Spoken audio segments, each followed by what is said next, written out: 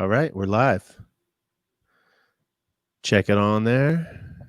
What is up, people?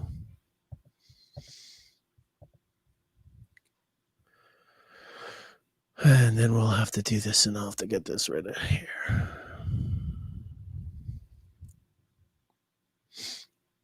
Philly Mike, Sackmaster. Ooh-ha. You like my gobble gobble to Kyle the other day? Dude, that was cracking me up. I don't even know what he said. I forget what he said, but it was pretty funny. Oh, we got he said happy birthday. Happy birthday, right. Just randomly out of nowhere. All right. Hey, Facebook people, we're trying a new system here, so I'm going to play some intro music. You guys just let us know if you can hear it, if it's muffled or whatever. This is our first time using it. We're going out on Twitter as well and YouTube. This is our first, this is like our demo session, so that's where we're using the Ice to Shorts before we get on the big show starting next week. So let's see if this thing works it.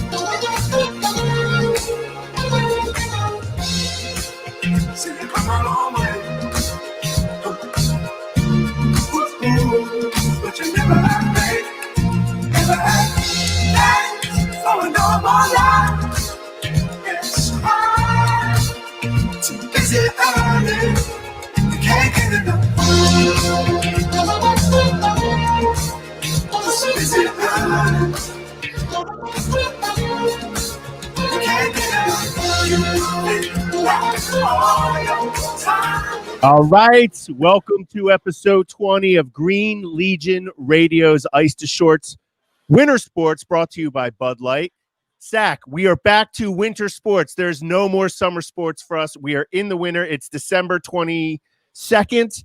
I think this is the first day of winter, if I'm not mistaken. But no more summer, no more hockey in August, no more NBA in August. We're in our element. How you feeling? I'm feeling great. We're going to have to inform Quimby to stop saying /summer sports. It is winter sports. It's great to be back. NBA basketball today. We have hockey starting in a few weeks. This is great news for us as sports fans because all we've had to do over the last couple months is watch crappy Eagles football. So, hey, we've got the Flyers and Sixers with some promise. Man, what 2020's got to end because every one of our teams has been disappointing. Now the Flyers had a nice little run there, but still we got so fired up. We thought they would do a little bit better against the competition they had, but oh my God, the Sixers with their expectations, the Phillies crumbling in September again, and then the Eagles. We'll get to that. So we're trying this new stream thing here. We're live on Twitter and YouTube right now, as well as Facebook Live. So we can see all the comments here. We don't have our intern Super Sam with us today, so we're gonna have to be kind of playing with the comments. But appreciate you all guys checking in. Just a couple of quick business notes first. Please download the iHeartRadio app. Go to iTunes, Spotify, SoundCloud, subscribe, download, rate, review, however you're listening to the show. We appreciate it. And Philly shut down another 2 weeks or something like that. Let's try and support our local businesses here, especially the people that help us keep the shows and the Green Legion afloat, including Stateside Vodka, featuring their new bourbon. I've had it. Check it out. They'll deliver it to you. It's great.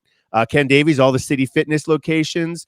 They are offering virtual classes. You can't get into the gym right now because of our governor, but they are offering virtual classes. And this new the extension that they put in through the 15th will not apply to gyms. Good news. Our friends at Cavs Rittenhouse in University City open for takeout and delivery.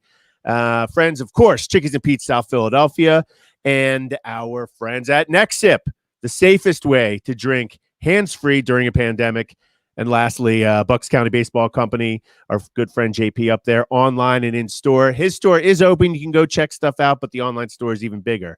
So, Sack, what we talked a little bit before we came on the air, and we thought that we gotta hit this Wentz, Hurts, Eagles quarterback mess. We'll hit. I want to get an update from you on the NHL news. and we'll just talk a little bit Sixers and get out of here. Hopefully we'll keep it to an hour as long as we don't start screaming at each other.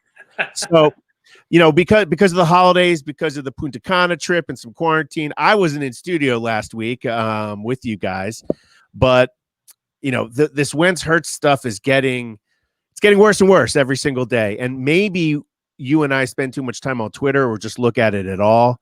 But man, just the vitriol going one way or the other. What, in the grand scheme of things here, what of everything that's transpired, tell me what your thoughts are on Wentz and Hurts, and what you're feeling right now about this whole Eagles quarterback conundrum that we got going on.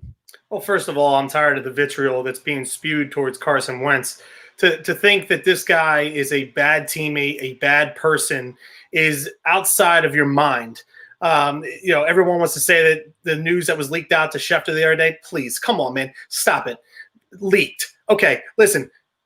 This is not going to end well for the Eagles and Carson Wentz with him being there, okay, as a $34 million backup quarterback. So, Schefter, to me, he doesn't even have a source because, in all reality, do you honestly think that they're going to keep Wentz around if they decide to go in the Hurts direction? It's not good for Hurts. It's not good for Wentz. It's not good for their development. So, and it's not good for the team, for the franchise. They have to move an asset at that point. So, Wentz is going to have to go. Now, I'm rooting for the guy. Well, do you know where his source was? It was hotels.com, Captain Obvious. That's what it was. Absolutely. News, and people are again, Wentz is such a jerk. He's not a team player. Oh, God. Like this guy has done nothing but what he's supposed to do here in Philadelphia since the time he was drafted. This guy spends time in Haiti during the offseason and dedicates time to families and people to make sure that they have what they need in a different country. Okay, he has a free food truck in the city. He does so many different community events, with his softball game at Citizens Bank Park every year. This guy does so much stuff, and yet everybody just wants to destroy this man's character. I got to listen to Ryan Clark yesterday say that he's soft, that he's not Philly, that Jalen Hurts is Rocky. Let's slow down and not put Jalen Hurts in the Hall of Fame just yet, okay? The guy has played 2 games and a quarter. And if I knew that this guy could throw the ball this well, why wasn't Doug in the packages that Jalen Hurts was being brought in for the first 12 games of the season? Why didn't they bring him in there to throw the damn ball? Because he looks like he throws a pretty good ball. And he's throwing better than Wentz was so far this year. Listen, I have no ill will towards the kid. None whatsoever. I hope he's successful. And if he's our quarterback, I'm going to root for him. But at the end of the day, I'm going to root for Carson Wentz too, because people tend to forget what Carson Wentz has done here. And everybody wants to sit there and say he's done nothing. No, you're wrong. He's done plenty here. He got you to 11-2, and Nick Foles finished the job. Great for him. But Carson was the one that got you there and put you in position. And this fan base loves the backup quarterback, because if everybody wants to remember, I remember 3 years ago when Nick Foles looked like absolute dog crap against the Raiders on Christmas Day. Or and Tampa, I had to listen. When I was sweating my face off down there. I had to listen. Yeah, but I'm talking about the Super Bowl year. Yeah, Raiders. For 3 weeks on Sports Talk Radio, I had to hear everybody say, how long of a leash does he have before we put in Nate Sudfeld? And then all of you clowns saw Nate Sudfeld play 3 quarters against the Cowboys in week 17. We lost 6-0, but everyone was going, oh, Sudfeld looks good. He looks good. If he looked good, we would have won that game. Now, this is what the city of Philadelphia loves. We love the backup quarterback. It is what it is. But I'll tell you what, man, Carson Wentz, you put him in the right situation with the right head coach, with the right offensive coordinator, he is going to be successful again, and he's going to be a great quarterback in this league for a long time. And all of you are going to sit there and say, oh, man, how did we let Drew Brees go like that? Because that's what San Diego said for the last 15 years. Yes, they had a good quarterback in Phillip Rivers that took over after Brees was gone. But once Brees got put with the right head coach in the right system in the right city, he became legendary. He became first ballot Hall of Famer. You couldn't say that about him when he left San Diego in the first place, when he tore up his shoulder back in 2005. What do you think, Diaz? Well, the first thing that you said about Ryan Clark, he's soft. He's a starting quarterback. He was the starting quarterback. They how many picks? 4 picks to move up to get him. He started his very first game. He was an MVP candidate in 2017. He stayed on the field after he tore his ACL, after he tore every major ligament, and he threw a record-breaking touchdown pass on 4th down to give them the lead in that Rams game. Man, that guy is soft. And he put a broken back for a month and a half. And you can't tell me that there is no other player in that situation. Of course he wants to be a starting. This is such Captain Obvious. And to say he saw, first off, it wasn't him, it was his people. But like, it's everyone knows this is not, has nothing to do with his character. Of course, you want a quarterback. I want my backup quarterback demanding that he wants to be a starter. That's what you want out of a quarterback. Whoever quarterback is going into the huddle, you want him to control the huddle, control the team. This is my team. I'm the one that's going to lead. Those are the qualities that you want. Now, Wentz has certainly 100% played poorly. The beginning of the, this whole mess, September, October, when we were doing our shows down in Chickies, Zach, I called you a Wentz apologist because I was like, Wentz is my favorite player on the team, but he's playing like crap. He's playing like crap. Yeah, he was. And I was like kind of minimizing the line and the receivers and the coaching and all that.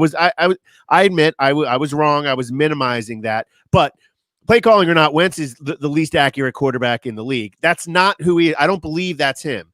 He deserved to get benched. This all goes back to Howie. We'll say this every single week.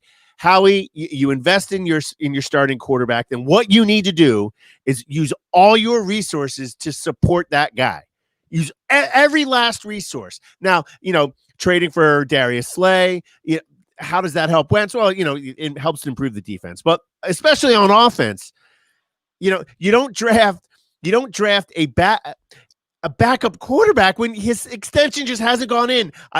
It blows my mind that this little situation that we're in right now wasn't destined to happen, but you were destined to have a mistake, a huge mistake. Either the Wentz extension was a huge mistake, or the Hurts pick was a huge mistake because it's just another wasted pick, like J-Jaw, who's healthy and active every week, Andre Dillard, who's bust potential. Build around your guy. If you're going to invest that kind of money, you put it around there. So I don't know if what happened internally. It's between his ears.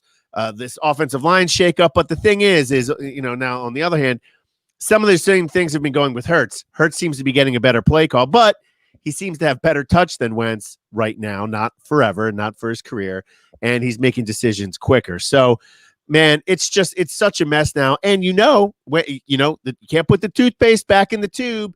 Once you sit down Wentz for that second round pick, unless the second round pick plays terribly, which he hasn't played really exceedingly great, but much better than Wentz has been. It's just a mess here. We're going to be stuck with all this cap room. I don't even know. What do you got for me?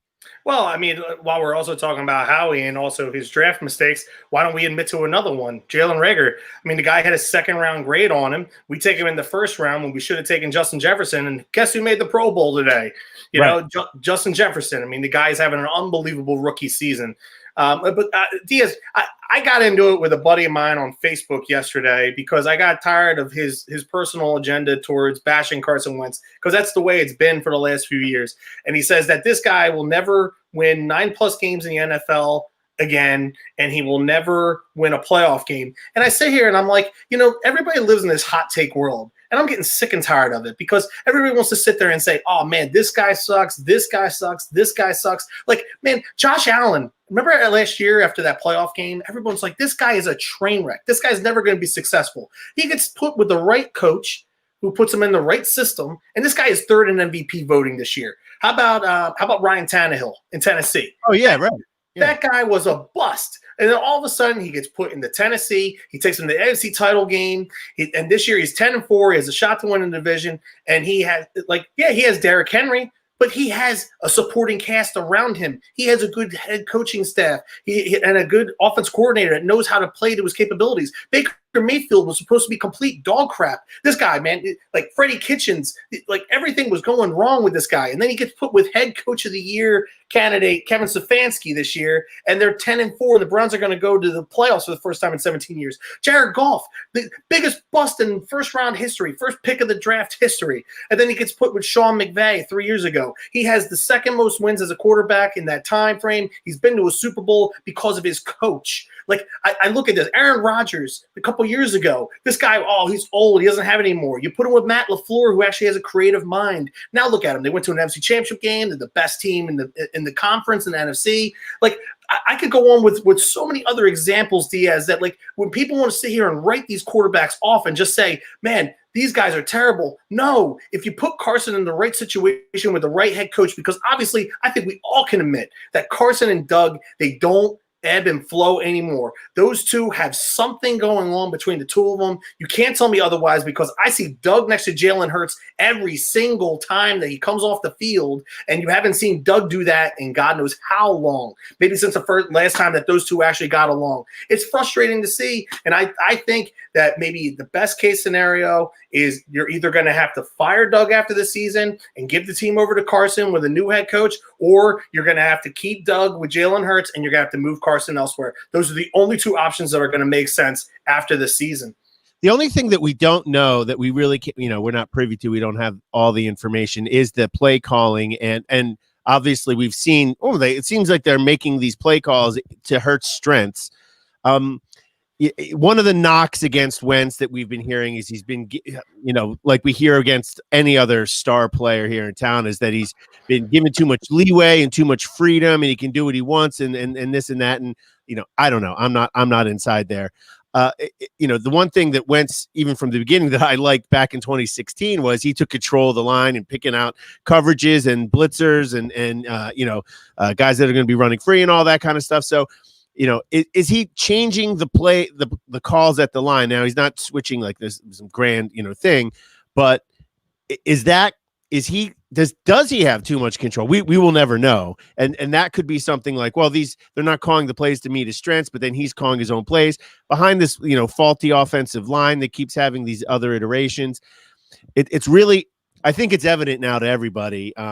He's statistically playing like the worst quarterback in the league. I don't think he is the worst quarterback in the league. And Hurts just looks better. He just the swag, the confidence, the touch passes. I don't even know how to explain to it. We got a comment here from our good friend Adam Gilmore, who said, when we were talking, you were bringing up these draft picks, he took Jalen Reagor because they knew something. They knew there was something off with Wentz. That's ridiculous. They didn't think that something was off with how he picked these guys, because Reagor was fast. Remember, we were talking about this back in the draft, and they thought Justin Jefferson was just a slot guy. And then they thought, oh, well, you know what? It's good. We drafted Clayton Thurston or whoever that dude is from Northwestern in the 5th round last year in 2019. He didn't even make it out of camp. If we want to develop a quarterback, we're going to have to get him higher up in the draft. Oh, we got this. Oh, Jalen Hurts in the 2nd round. Oh, we could develop him which is, I'm not agreeing with it. I think that was not sound logic, but that was their logic. I don't think Howie ever thought of a situation that Wentz could play so poorly, the worst quarterback in the league, that it would be time to give Hurts a shot here. Which I just thought they were blowing the pick. Like, we're never going to see Hurts. He's never going to contribute. What's the point of this? Listen, excuse me.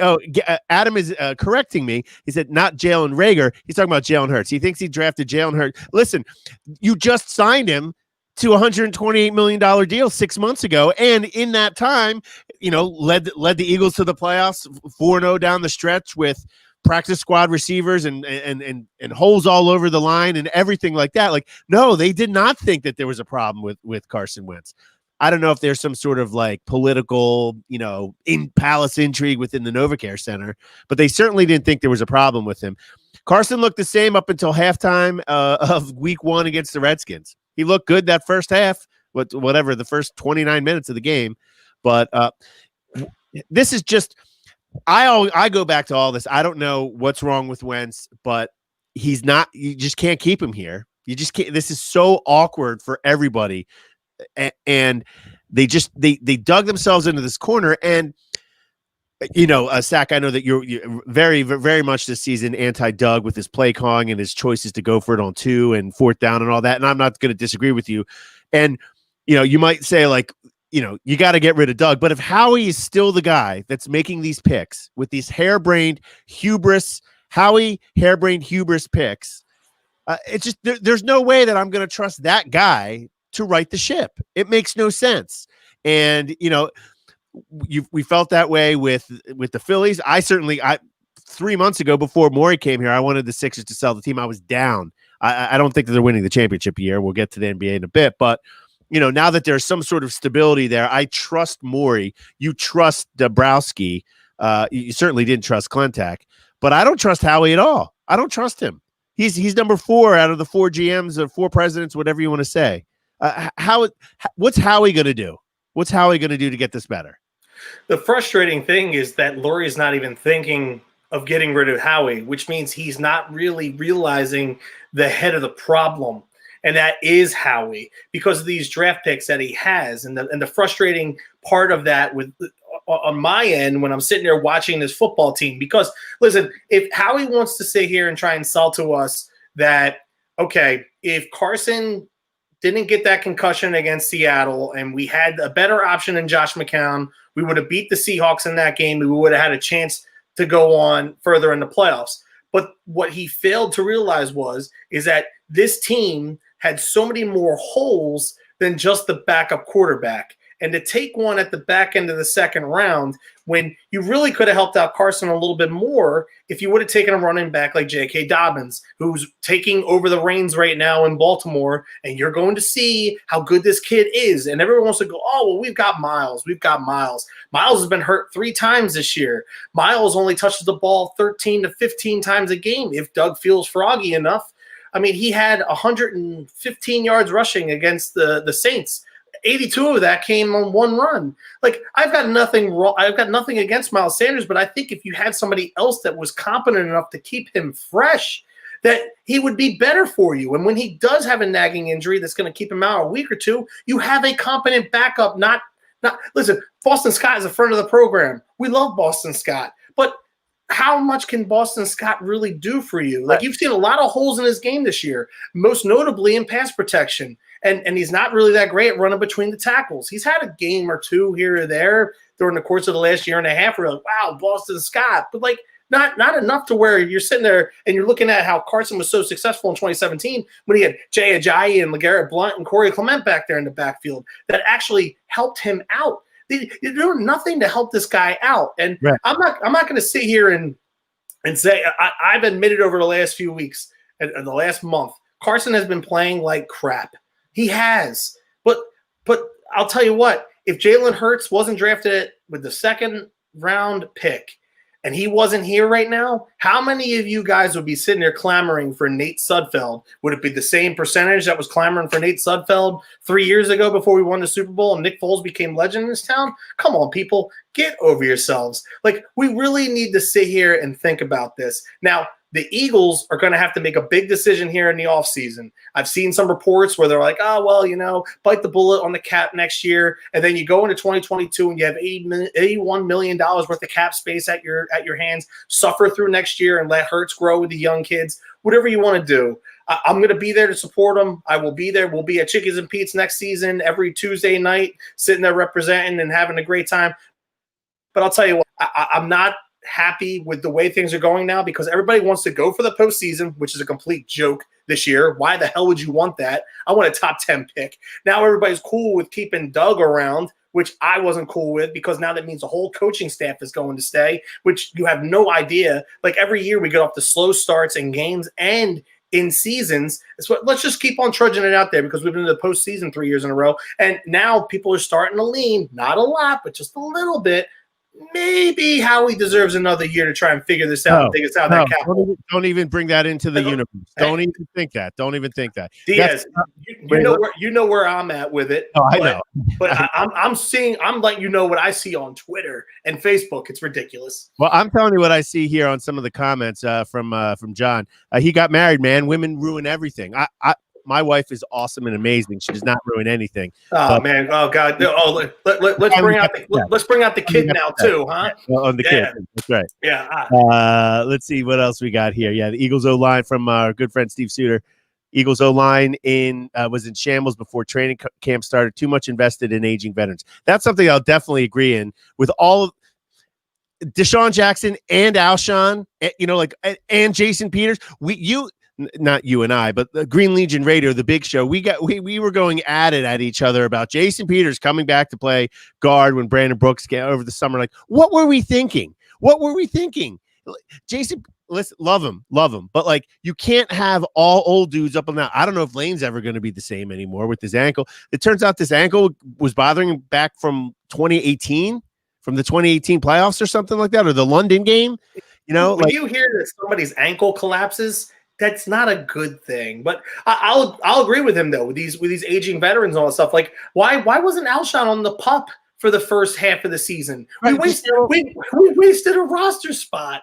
Like, it's like, what are they doing? And now they're talking about bringing back Deshaun the last couple weeks of the season. Like, no, man. Like, if you're gonna play Hurts, play the other kids too. Right. Quez Watkins scored a 30-yard touchdown the other day. Like, let them play. What are we playing these old dudes for? What happened to Fulgham? Ever since what happened to Fulgham?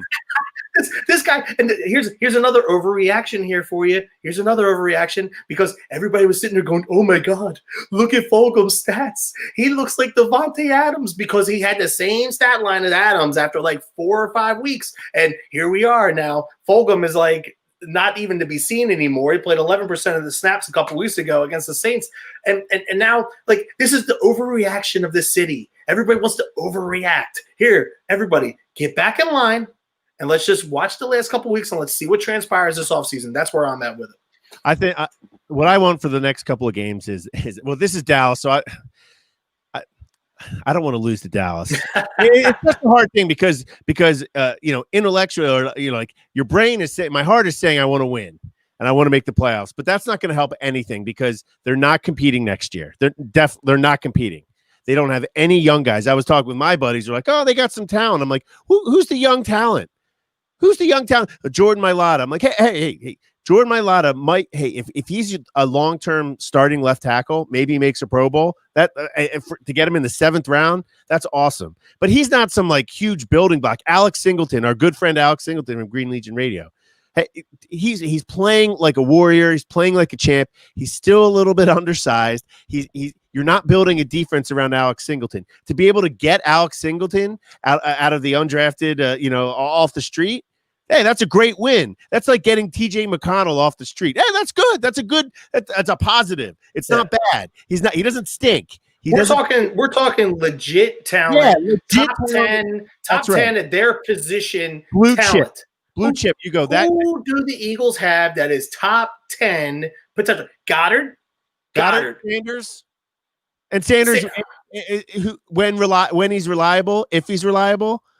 It's just they don't have like, so this, and then the cap ramifications. Even if you do, you do this, whatever it is, between the 3 days between March 11th and March 14th, or March 1st and March 4th, whatever it is, this, whereas his bonus doesn't get it doesn't get guaranteed, and you can make the trade there, or post June 1st, where only 19 million is on this year, and 15 million would be applied for next year. Like, it is a mess, and Howie dug this grave in here, and he deserves to go.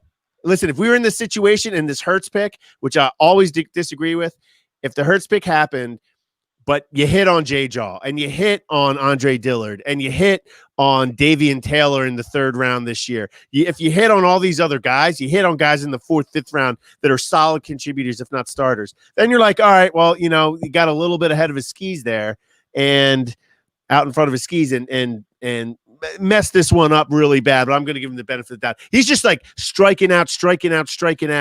And how he's got to go. Let's wrap it up here. What's your final Eagles thought here? I was just about to wrap it up too. I'm looking at it too. For those of you out there that think that Carson's value has diminished, maybe it has a little bit. But remember, we did get Sam Bradford for a 1 and a 4. There are teams out there that are desperate enough to take a shot on the talent that still exists in this quarterback. And if you don't think Bill Belichick and Josh McDaniels don't want a piece of him, you don't think John Elway out in Denver doesn't want a piece of him, you don't think Frank Reich, who's 10 and 4, here's another quarterback here for you, Diaz, that I didn't name earlier, with a 39-year-old quarterback in Phillip Rivers, who's a turnover machine, 10 and 4. Everybody thought he was washed up when he left LA last year, and he has a foot that's going to need surgery on after the season's over. Frank, you don't think Frank Reich wouldn't want to take him on. Like San Francisco with Kyle Shanahan, because I don't think Garoppolo is going to be back there. Like there are options out there that are going to pounce on Carson immediately because they have teams that are ready to win now, and they're not going to put their draft capital into drafting a young quarterback and try and groom him into something. They want to win now. Teams like San Francisco, George Kittle and Bosa, and when they get these guys back next year, they are going to want to win now. They were just in the Super Bowl 2 years ago, actually a year ago. If we want to talk about being hypothetical here, like these teams do not feel like going through rebuilds. Belichick's almost 7 years old. He doesn't want a rookie quarterback. They want to take on a guy that they know the problems and they can fix them. Diaz, back to you. I know we have to move on because we want to hit NHL and NBA stuff, but like even then, it's just like we got to move off of Wentz because Wentz is broken here and they broke him, or something happened here and then they drafted Hurts and now Hurts is. I don't know if Hurts is the answer. Maybe so we're gonna have a top 10 pick, and now what do we like? Should we take a quarterback? No. You know what I mean? It's like so then what do we do? Is Hurts the guy then? So then listen, if they move on from Wentz, I hope he is, but it's just like I don't really know if he is, and are we going to know after 4 games with all the same, bad coaching and bad line? He certainly looks like he's got a little bit more juice than Carson did this year, but Carson had juice the last 4 games of last year. Is that what we're going to judge this off of? It's real dangerous. Carson had juice until that Dallas game before the bye. I just think a lot of will was taken out of him that he was getting smacked around. I mean, the guy's been hit, 110, 120 times this year, sacked 50 times. I mean, yeah, you could put a lot of that on him too because he's putting himself in those situations. But listen, man, the easiest thing to be in this town is the backup quarterback because when you come in, there's no expectations. And Hurts right now is playing free. He's playing loose. He's playing free. He's going out there. And I'll tell you what, man, like, yeah, he's avoided a lot of sacks because he's pretty fast. But let's not put him in the Lamar Jackson category like a lot of people. I hear the categories that people are throwing him in: a young Donovan McNabb, a Russell Wilson, a Cam Newton, a Lamar Jackson. Stop. He's got to earn that reputation first. Let him earn his stripes. If he's the guy, let it play out. Because I'll tell you what, if you think after this year and you move on from Carson, you better be right. Our good friend Matt Egger from longtime Legionnaire, he's just already itching to get to Sin City next year for. Me too, Matt. Yeah, let's get to Vegas. It's that's going to be bloody. It's going to be bloody out there next season. But let's step off the NFL for a sec and move to NHL because listen, Zach, I and Diaz, everyone in Diaz Nation relies on you. You and Captain Demps? Captain Dempson and all the wonderful people of Diaz Nation about the NHL. So they did announce last week that they are coming back in January. Just lay it out for me from when does camp start and when does the season get going? How long does it go? How many games? All the good stuff. Okay, so camp starts on January 3rd. Flyer season starts and the NHL season starts on January 13th. It's going to be a very short camp. A rumor coming out of Flyers, Flyers camp right now, even though they don't have a camp, I'm talking about like the front office and the executives and what they're putting out there right now is a lot of the players are already in good shape. They're ready to roll. AV runs a very tight camp. He's already been looking at it right now for probably about the last month. I think he came back into Philly in November. So he's been meeting with assistant coaches, and they've been, going ahead and putting a structure together depending on how long camp was going to be. So AV will have these guys prepared by the time the puck drops. Now, in previous seasons, the Flyers like to get off the slow starts. Now, last year they got off to a quick start, and they kind of hit a lull in the second month of the season, and they got after that. You do not have much room for error this year because we don't have an 82-game schedule. We have a 56-game schedule. Now, everybody wants to sit here and say that we have the division of death. Now, I don't see it like that. I see it as it's our division pretty much every single year. With the way the NHL had to do things was because the Canadian border is not allowing teams to go up into Canada and then come back and cross back into the American border. All 7 Canadian teams are going to be playing each other. Now, that right there kind of takes out how the other divisions work. So what they did was they stuck Buffalo and Boston in our division. Now, Buffalo, okay. Boston, now they're tough now, but they're aging. So who knows what's going to happen with Boston? Now, you have Boston, Buffalo, the Devils, the Islanders, the Rangers, the Penguins, and the Capitals. So the Rangers, the Islanders, the Rangers, the Islanders, the Devils, the Penguins, and the Capitals, they're all familiar foes. You see them all the time, every single season anyway. So there's nothing different about that. Now, what is different about the playoff format this year is that the top 4 teams in each division make the playoffs. So what they kind of want to do how many divisions? Same amount? You have 4 divisions. Okay. So you have 3 divisions at 8 and 1 division at 7. So what you'll do is so they're going to line up the brackets. So you'll have the Eastern Conference, you'll have 8 teams. Now, you're not going to play anybody from the other division until the conference finals. Oh, I don't like that. Well, that's the way that they're lining it up this season, because that's why is that just because of travel? It could be because of that, but it also, I'm going to lean towards that, Diaz. It's got to be because of that with the travel. Yeah. But it's just how it's structured. Like, there's going to be. Dude, this kind of hockey is going to be awesome, though, because that means it could be. So what you're saying is here's a for instance, a good year for the Flyers. They make the Stanley Cup Finals. They could have to go through like a 7-game series in the opening round versus Boston, then a 7-game series versus Pittsburgh, and then they could sweep Chicago or whoever it is out in the other division. Basically, in the conference finals, in the conference finals, So it could be like. Your tougher matchups are in the early round. I mean, on the other hand, it could be the other way too. It could be sweep, and then 7-game series or something like that. But that seems weird that they're not. It's got to be travel. But then when you get to the playoffs, don't you want those conference finals to be, if it's not the biggest markets, you want it to be the toughest. You want it to be Flyers Penguins. Yeah.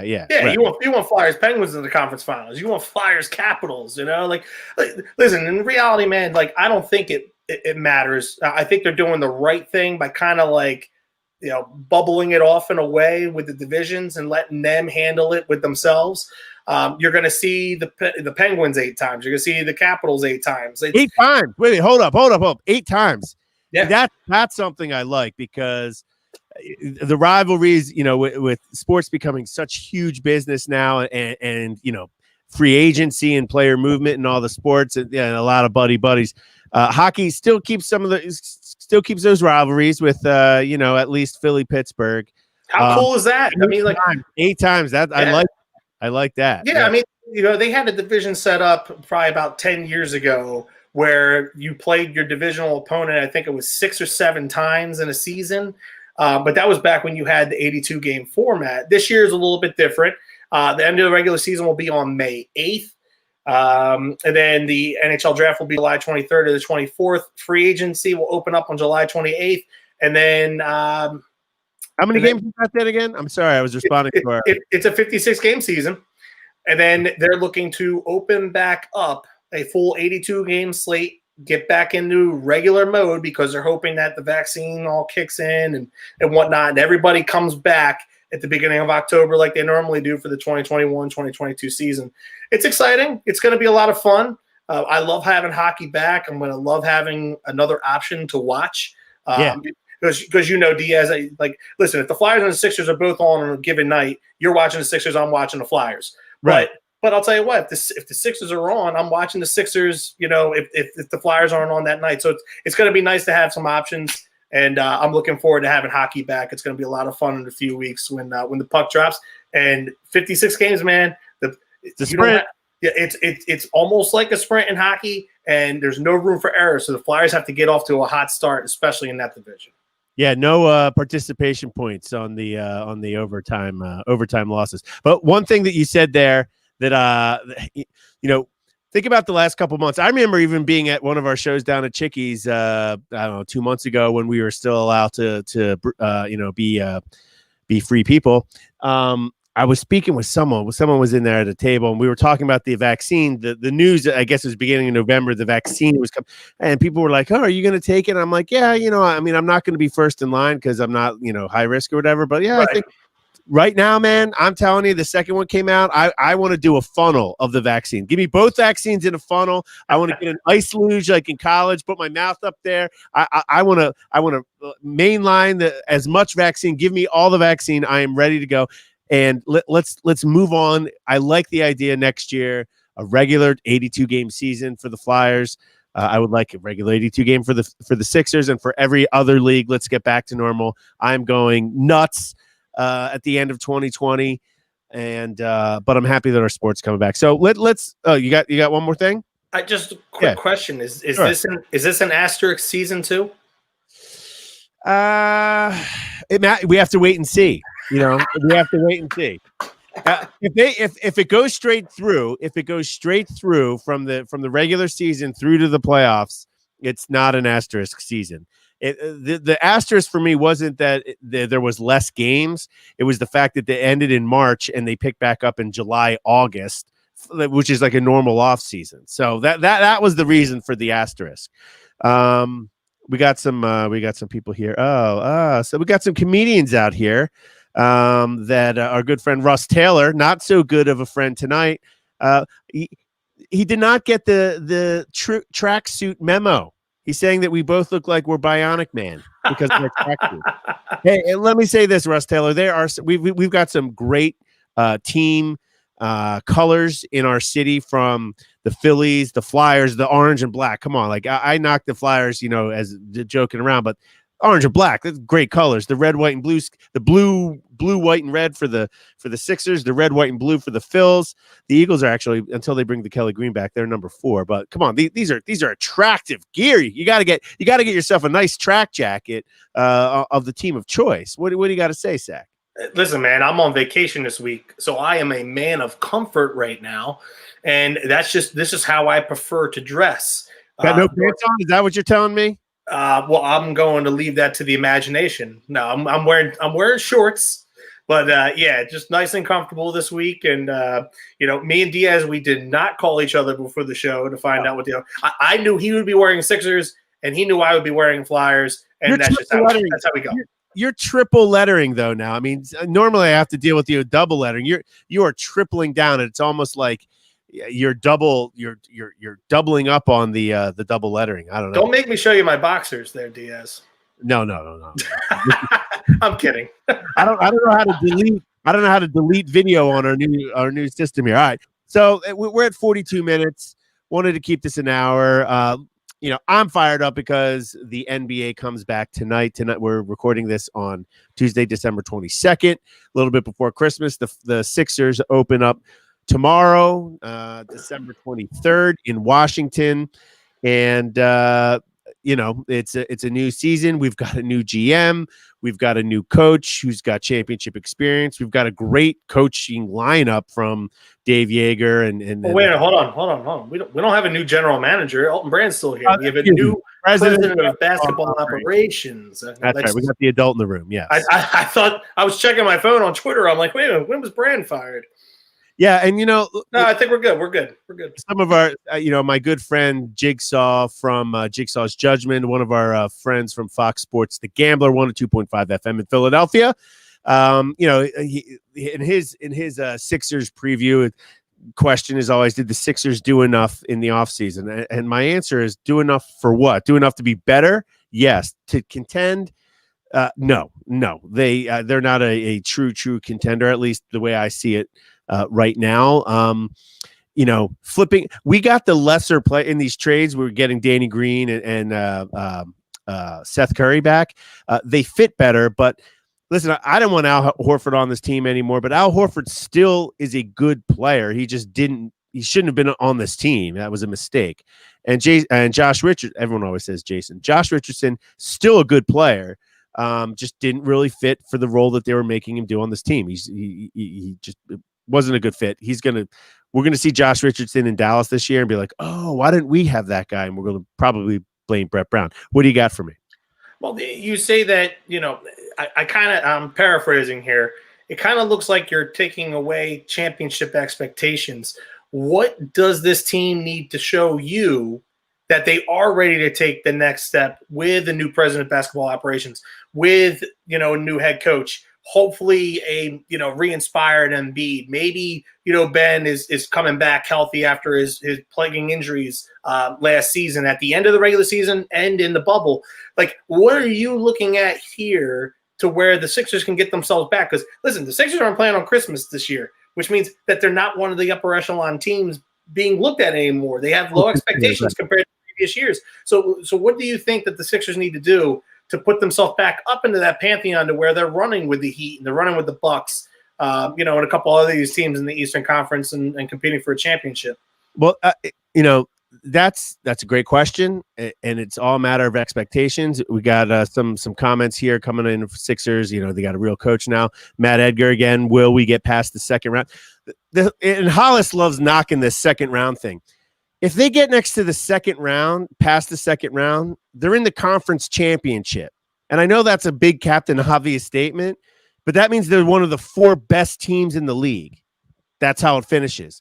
Getting to the conference championship isn't like, oh, they suck because they haven't gotten to a conference championship. Imagine if every single season. Now this is where the Philly, we're all tough and grit and hustle. Like, yeah, that's the goal. The goal is to win a championship every year. But imagine every single year you don't get to the conference championship or the NLCS or whatever the equivalent of the Final Four is a wasted year, a pathetic losing. Like, it's not easy to get there. The East has gotten better. The East is better than it was 2 years ago. 2 years ago, we had a rookie Ben Simmons and a Joel Embiid, for all intents and purposes, was a rookie, had 40 games experience. They lost in the second round.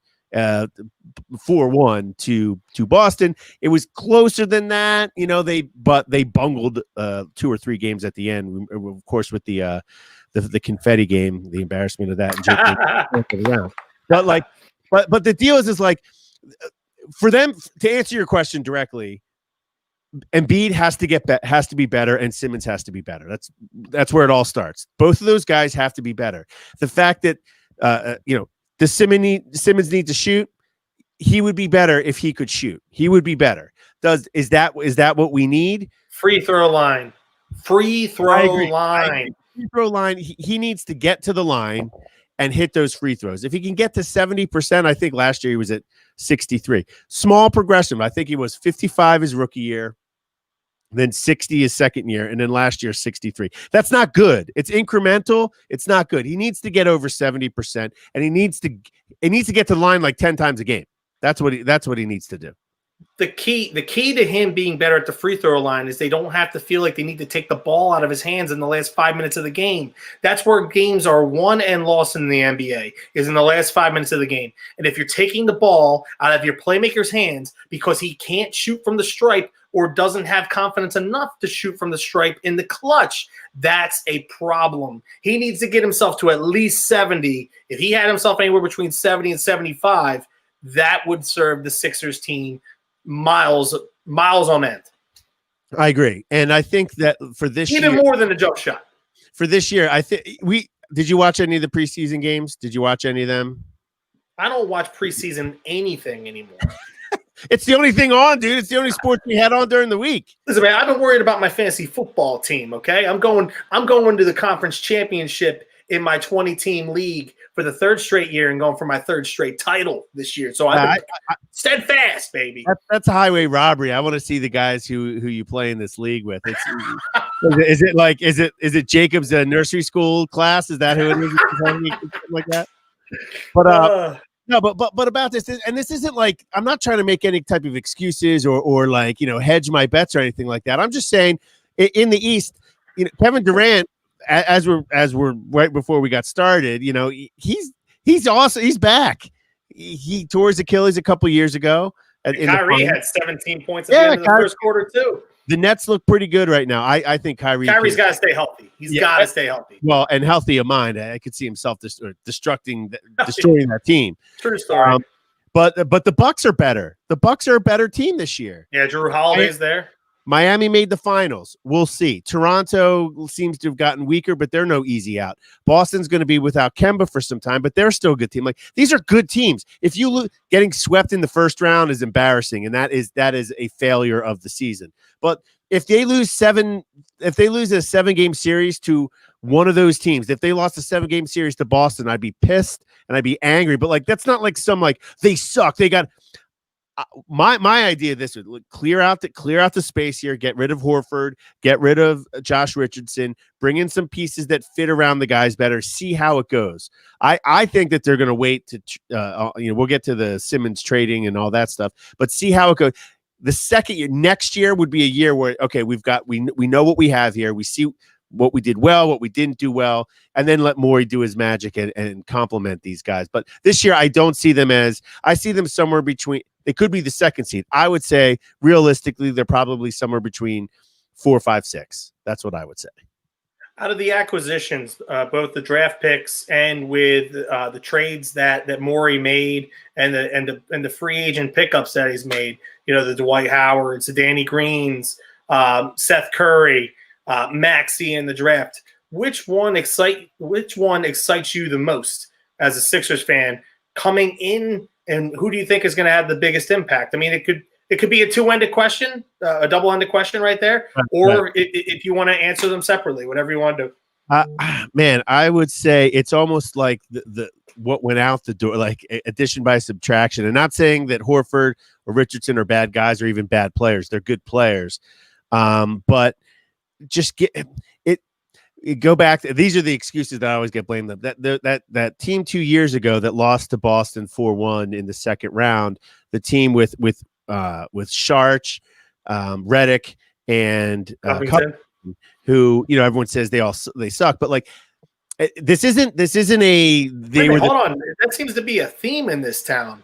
What? Everybody just sucks. Oh yeah, everyone sucks. Yeah. Okay. All right. Keep going. Keep going. What happens is like with Covington, who we got literally for nothing. He cost nothing. It's like Alex Singleton or Jordan Mailata. Like even Jordan Mailata cost more than it cost to get Covington. He was free. There was no draft pick expended. He was free. And the fact that he made an all defensive team and was used in a trade to get Jimmy Butler, like he's got value. And because he wasn't an all-star and he's not an all-star and he can't dribble and he can't finish at the rim well, he does have his weaknesses. People are just like, Covington sucks. Well, how can you like Covington? It wasn't really like that we loved Covington. We loved that Covington was a piece that we got for literally nothing. It's like the value that you got for nothing. That's always, but that's, and not every player is an all-star either. Right. Like that's the thing. Like especially in a salary cap world or a luxury tax world, like you have to live within your confines of a financial structure. So it's not like you can sit here and say, all right, cool. Well, we can have Simmons and Embiid, but we're going to add LeBron and Kawhi. And like that's not how it works in the NBA. That's not how it works in any sport. You're going to need, and especially in Philadelphia, it used to be appreciated. The muckers and grinders, the guys that did the dirty work so that the other guys can succeed, the stars could succeed. Like now it's just, if you're not a top tier, top end guy, like Rocco had his moments. He had some good moments as a Sixer, but people just want to sit there and just harp on whenever they see him fail. And that's not fair to the player. Go ahead. I'm sorry. It's not, but I'll answer. If I had to pick one guy, I guess I would have to say, Danny Green. He's at the end of his career. He's not what he was making. Won everywhere he's been. That's true. That's why I like him. He was on an all defensive team as like 4 or 5 years. So he's not the, what I would say, I guess he's sort of like probably a little bit more vocal, but like an Al Horford presence, but that fits, who's a shooter, plays some defense, knows how to win, team player, has been there before, a pro in every sense of the word. I think that's probably the best pickup, but it's funny. The other one here is, with this condensed schedule, what's going on now is what's different than the hockey schedule with the NBA. They're going to play 72 games. They've only released the first 36 games. Right. Saw that. Yeah. Just in case, COVID and travel, and let's see, they don't want to schedule all of the games and then have to cancel big blocks or something like that. So that's the way they're going. And which people hate to talk about is what's called the schedule loss, the back-to-backs. They're loading up on more back-to-backs than they normally do. But one of the things that's kind of cool is you're going to see like 2-game homestands for certain teams. Like I believe I have the schedule here. Yeah, in the beginning of January, that weekend, the Saturday the 2nd and the 4th, we play Charlotte back to back at home. January 12th and 14th, we play Miami at home. Later on in January, we play Boston the 20th and the 22nd at home. So they're trying I like that. I like yeah, that. yeah. So which is cool because you're like, if there's bad blood in the first game, the bad blood goes Yeah. like a series. That's kind of cool. I It's like like that. baseball, where they Yeah. had like the weekend sets. What Like, happened last night and everything. dude, I love that. That actually, I really hope that sticks in the NBA. I think that's cool, man. Interrupting the show here for a good comment from Suter. Philly fans love the blue collar role players more than the superstars. Ain't that the truth? And I don't know if they love them more than the superstars, but what they definitely love is guys that outperform what they're supposed to be more than a superstar that underperforms, even if that underperformance is better than like the rough and tumble guy that's exceeding. It's always the case. We love the Rowans more than we love the Abreus, because Rowan looked like Abreu was a better player, right? I loved Abreu. Yeah, I loved Abreu, man. That people hated Bobby Abreu. There were people that hated Bobby Abreu. I know. How he kind of walked in the outfield and swung. He was very I think he was trying hard all the time, but he definitely had this like air to him that he was kind of taking things lightly, where Aaron Rowan is like running into walls and blooding his face, and everyone's like, yeah, that's the kind of guy we like. I'm like, I like the guy that hits 28 homers and hits 300 every year. But anyway, it is true about people in our town. But the back-to-backs, and everyone hates this because everyone thinks that every player should play every single game like they did when they were growing up in the 80s and 90s, and it's a different game, and no one does this, especially big guys. It happens on every team. It's not special to Joel Embiid. It's not special to Brett Brown. They're not babying him. It happens to a lot of players in the league all the time. So it's just let's I would like to watch Joel Embiid play every single year, but if the playoffs are what matters and championships that matter, then he has to be healthy in there. And if they're going to have to load manage, and people hate the term load managing because it thinks of a sexual act, then that might be the case. But I think having Dwight Howard as a backup, he's definitely the best backup that they've had, and he is such a cornball. The one thing Abby, my wife, my lovely, very pregnant wife right now, said it when we tuned into the first preseason game. She was like, I'm going to have to watch Dwight Howard all year. She hates Dwight Howard, hates him. She hates. And I'm like, he's a goofball and a cornball. I'm right there with it. I could not stand him when he was with the Magic. And every single week it was, I love being here. I want to stay here and play with Stan Van Gundy. And then the next week was, I hate it, trade me. And it's like all this stuff. And then he gets to the Lakers and he pisses and moans about, Kobe Bryant, and then he bounces out, and like I'm right there with Abby. I'm right there with her. Oh, God. But I'll tell you what, a goofball, but he doesn't. For the price. Yeah, I like him as a backup center. I'll take him. Yeah, and he's looking good, but that's a guy though that if and when Embiid sits, and other guys will sit too, it won't just be Embiid, but that's a guy that you could plug in. I feel a lot more competent than Amir Johnson or Boban or some of the other guys they've had over the years. Certainly fits well with Simmons when he's running. You got a comment? I just want to know, give me a reason why I should be excited about Maxey. Just watch the game tomorrow. I'm getting text messages because I'm in a group text. Two of my buddies are huge Sixers fans, and like they were talking about him with the first preseason game.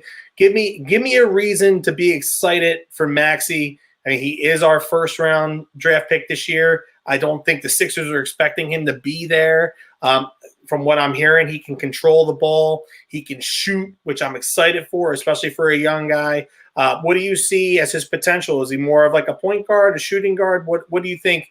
Where does he fall in line on this team to contribute this season? Well, I don't want to jinx it. I'm going to knock on my head. This season, he's still a rookie point guards. Like I don't expect a whole lot out of him. I hope he makes the rotation. Well, he certainly will play with this weird schedule that they're going to have. They're going to have all condensed. Who is their backup point guard, by the way? I mean, let me think here. Where's my roster? my schedule. Because they got rid of what, Neno? Neto, yeah, they got Neto. Neto. Let's see. PG Maxey,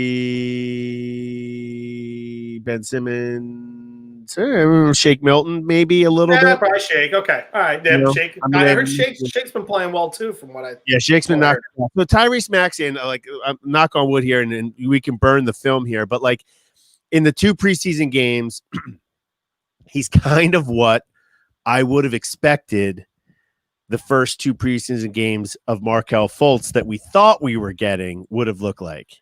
Okay.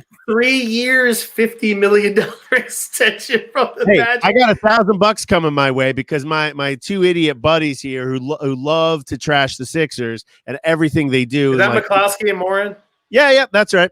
In year 2, they said that they each would bet me $500 he wouldn't last 5 years in the league. Now, technically, this is only his 4th year, so he's got to be on a roster next year. But he signed a 3-year extension for $50 million. But anyway, so Tyrese Maxey, what's his deal? Like, it's funny when you read. I didn't watch a lot of Kentucky basketball, with the pandemic. We didn't have March Madness. We didn't get to see guys. I don't pretend to be a draft nick or anything like that. But the scouting report on his positives, you can easily see it. High energy, lots of energy, handled the ball, not afraid to go to the hoop, is creative going to the hoop. His shot, like he's willing to shoot. His shot looks kind of not. It's not like Fultz all mechanically all weird. It just doesn't look real fluid. But you'll like him when he comes in. He hustles. He plays hard on defense. I think he's a great pick. His little backstory was, I believe he was a top 5 prospect when he went to in high school and went to Kentucky. And forgive me, I don't know. There was a player ahead of him, which happens, who was playing point guard and kind of like he was playing more like off ball than point guard, and he was in high school was a point guard. So he kind of fell down a little bit. He was almost kind of like how Josh Richardson wasn't in the right role, and the people that the haters love to say, well, you should just play like how you should be adoptable. But wasn't playing to his strength. So he fell down a little bit, but he has a lot to prove. He's like that guy that remembers all the teams in front of him that drafted him and what player it was. So he's going to want to go out and prove a little bit of that like Jordan-ness in them right there. He's not Michael Jordan. Don't get me wrong here. But just that fire. And he's a lot of energy guy. I mean, he's going to make rookie mistakes. I hope that he gets some good run and can contribute. I see him as a good long-term piece. This year, winning a championship, is he going to contribute to that? I wouldn't bet on it. I've got 2 more questions for you before we wrap up. Right. My first one is, what is the projected starting lineup for the Sixers come tomorrow night? What's your projected starting lineup? Well, what the projected starting lineup is, what we're going to do is it's going to be Embiid, Simmons, Tobias. I think they're going to do Danny Green, and I guess they start Seth Curry. Seth Curry is, I think right now, I could be wrong, so you guys can correct me, but I think he is the all-time leader in 3-point percentage. The thing is though, he's always been like an 18 to 20, 22. I think he averaged 22 minutes last year a game. So does that mean Tobias is going to be a power forward? Yes. Okay. Yeah. But I think I could see Shake coming in instead of Seth Curry, bringing Curry off the bench. We'll have to see how. This is all new. They started camp 2.5 weeks ago, so they haven't had a whole lot of time. They didn't have any off season together, so we'll see how it goes. But do they have depth at power forward? It seems like they're a little small. Well, I mean, first off, the league plays small. I mean, I got you. It just seems like they don't have the height in that spot. Simmons is a power forward. Simmons is a power forward that has handles, so he brings the ball up. But on defense, you can. If you're saying, are we going to be too small on defense? You have Simmons. Simmons I'm looking at the offensive side of the basketball, but hey, they have. It looks like they have speed. It looks like they're going to be able to move. They're going to create their own space. So I mean, you don't have 2 lumbering guys out there like you did last year with Embiid and Horford. So I look at that as an advantage. I'm just looking at it in terms of size. I mean, if you're going to put, so what does that mean? Danny Green would be the 3, and then the 2 would be Seth Curry, or are we switching those 2 around? I mean, they're going to. We'll see. They were starting Seth Curry, but when you see him out there, you're like, man, that dude's tiny, and he might be able to drain him, but he's really slight. I think Shake will probably go into that role, and see, this is the thing too. They're not a perfect team. They're still missing that guy that can create his own shot. Simmons could be that guy if he could shoot or would shoot. And if this is the year, there was this one play last game that everyone, oh, look what he happened. Ball, he was out past the 3-point line. Ball kicked out to him somehow, just like there was a crowd by the basket. Ball kicked out to him. He grabbed it without hesitation. He was wide open, shot it. It hit off the front of the rim. It didn't look ugly or anything like that. Like people are like, oh, well, look, he shot. Now that's not missing the shot isn't a thing, but let's just say Simmons does take like open shots this year, 3 of them a game. Is that good? Is he going to transform his game this year? I mean, it's kind of like, hey, Simmons might just be what he is. We got to live with it or trade him. But even if he does have a shot this year, it's more the willingness, and he's going to work on it forever. They still don't have that guy, the Jimmy Butler guy, or the guy that can create his own shot in the playoffs. They don't have that guy identified unless Embiid could be that guy, but post guys, it's just we saw it last year in the Boston series. It just doesn't work as well. So they're not a perfect team yet. I think that there's 2 things I believe. I think they are a better team than they are last year. It might not be reflected in their record, but I believe it will be more fun to watch. It'll look more like an offense instead of dudes just backing down other dudes the whole time.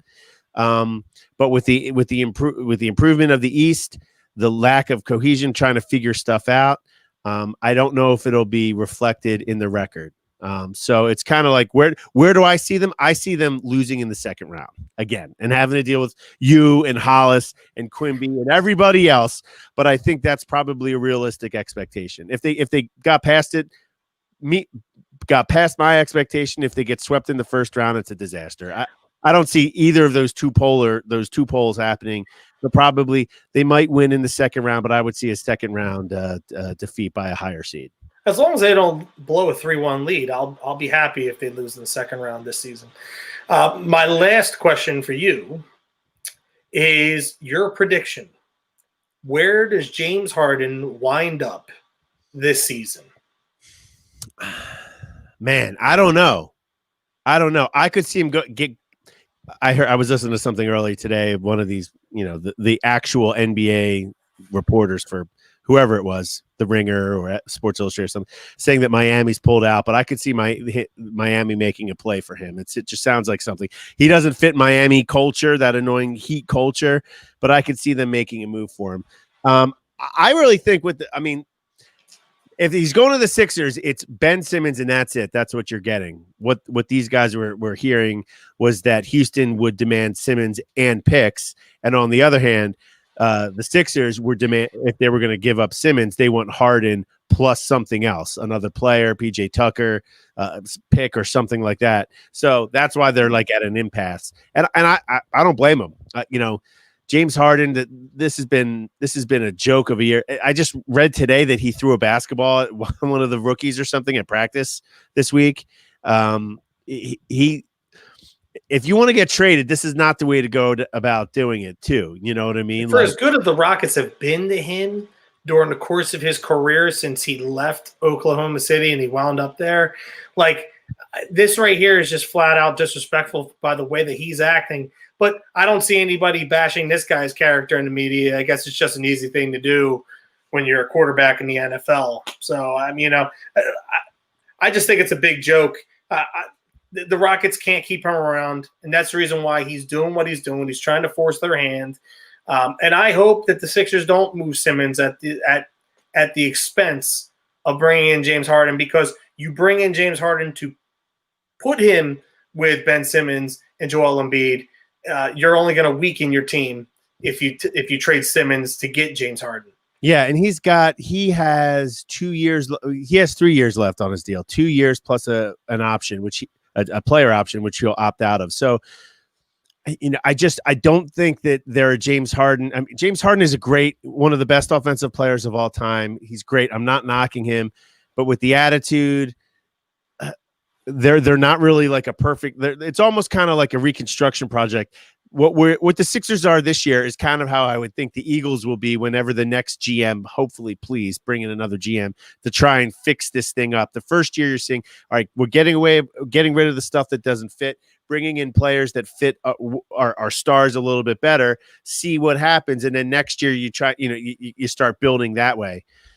Bringing James Harden in mid-season or the beginning of the season here. Hey, listen, I will happily be wrong. Call me. Say, I was wrong. If James Harden gets here and they win a title this year or next year, I was wrong. I was wrong in wanting to keep Simmons. I just don't think that that's as realistic as it could be. And I think I just see him walking at the end, at the end of the 2021-22 season. And I just don't think it's worth it. I love Simmons, and I'm a Simmons guy, and I'm not trying to defend him. He's 24. Harden is 31. He'll be 33 when his deal's up, and then you have to sign him he's going to get like a $55 million a year deal. That's like what he'll qualify for in 2.5 years.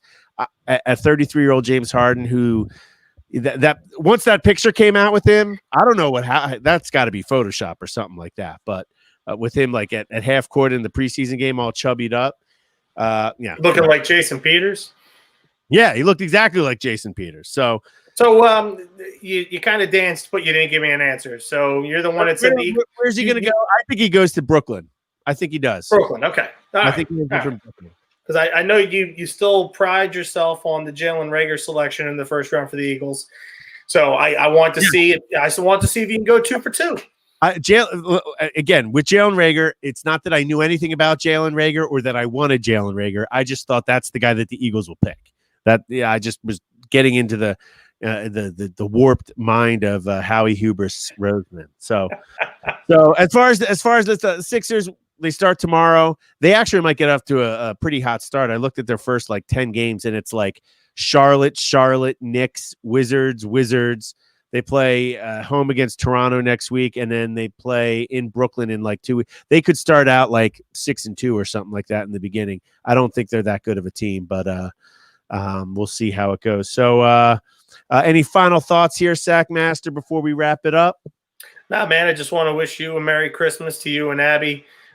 Safe and happy holiday to everybody else out there. And looking forward to, I'm not sure if we're going to try and do a show next week, but if we don't, I'd like to wish everybody a happy new year as well, and can't wait to get into 2021. Make sure you guys pop the bubbly and celebrate it up as best as you can. But enjoy the time with your family and your friends during this time of the year. I can't wait to see my boys open up their presents on Christmas morning. It's going to be a lot of fun. We got that'll be us for tonight. We won't have any Green Legion radio, but we will have a special Christmas night edition of the Get Tanked Happy Hour with Hollis Thomas and our good friend Quimby. I don't know the time. I'm going to say 8 o'clock on Christmas night. You can follow right here on Facebook Live. Perhaps that'll be up on Twitter, on YouTube too. So for Hollis Tank Thomas, Chris Sackmaster, Diaz, have a happy holidays. We'll see you soon.